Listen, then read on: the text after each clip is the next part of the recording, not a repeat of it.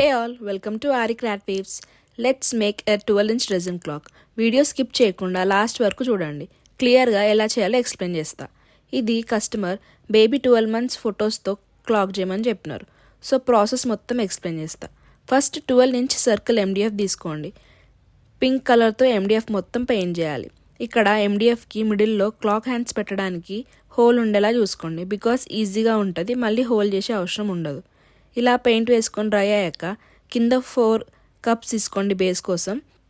And also ఏదైనా transparent cover పెట్టుకోండి, because resin leak అవుతుంది కాబట్టి.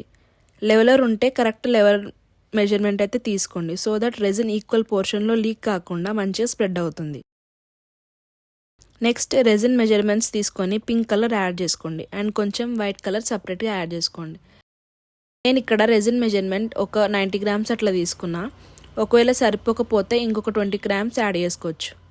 బికాస్ ఇది మౌల్డ్ కాదు, సో కరెక్ట్గా ఎగ్జాక్ట్గా మనకు మెజర్మెంట్ తెలీదు అండ్ ఎక్కువ పోసేస్తే కింద కారిపోతుంది. నేను ఓట్రా రెజిన్ యూజ్ చేస్తాను, సో అది 2:1 రేషియో. మంచిగా మిక్స్ చేసి రెజిన్ పోసుకోవాలి. కింద కొంచెం బీచ్ థీమ్లా ఉండడానికి వైట్ కూడా యాడ్ చేసుకున్నా. మంచిగా మిక్స్ చేసుకొని స్ప్రెడ్ చేసుకోండి. లాస్ట్కి బబుల్ స్ప్రే కొట్టండి, సో దట్ బబుల్స్ ఎక్కువ ఫామ్ కావు. సో నెక్స్ట్ లేయర్కి 24 hours వెయిట్ చేయాలి. నెక్స్ట్ ఫోటోస్ ప్రింట్ తీసుకోవాలి, లామినేట్ చేయించుకోవాలి అండ్ డీటెయిల్స్ కూడా ప్రింట్ తీసుకోవాలి. లామినేటెడ్ ఫొటోస్ని మంచి నీట్గా కట్ చేసుకోండి. నేను ఈ 12-inch ఫ్రేమ్కి 5 centimeters ఫొటోస్ తీసుకున్నా, అది కూడా క్యాన్వాలో ఎడిట్ చేసుకొని. నెక్స్ట్ కరెక్ట్ ప్లేసెస్లో అన్నీ సెట్ చేసుకొని యూవీ రెజిన్తోనైతే స్టిక్ చేసుకోండి. సేమ్ అట్లనే డీటెయిల్స్ కూడా స్టిక్ చేసుకోండి.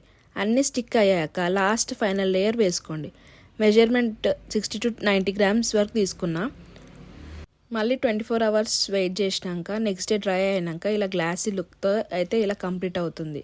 ఇప్పుడు బ్యాక్ సైడ్ నీట్గా ఉండడానికి ఏదైనా షీట్తో కవర్ చేసుకోండి, లేదన్నా నీట్గా పెయింట్ చేసుకోండి.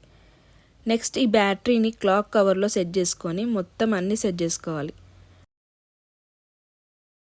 సో ఫైనల్లీ మన రెజిన్ క్లాక్ అయితే రెడీ అయిపోతుంది. సో ప్రాసెస్ లాంగ్గా ఉండొచ్చు, కానీ అవుట్పుట్ మాత్రం సూపర్గా వస్తుంది. సో ఈ రెజిన్ క్లాక్ చేయడానికి ఏమేమి రిక్వైర్డ్ మెటీరియల్స్ ఉంటాయో మొత్తం ఒక చిన్న షార్ట్ వీడియో చేసి పెట్టాను, చూడండి. వీడియో నచ్చితే నా ఛానల్ మాత్రం సబ్స్క్రైబ్ చేసుకోవడం మాత్రం మర్చిపోకండి. సో ఇది complete final output. Simple and నీట్గా మంచి లుక్తోనైతే కంప్లీట్ అయింది. ఏ బబుల్స్ లేకుండా క్లియర్గా ఉంది. వీడియో నచ్చితే please like, share and comment. Thank for watching.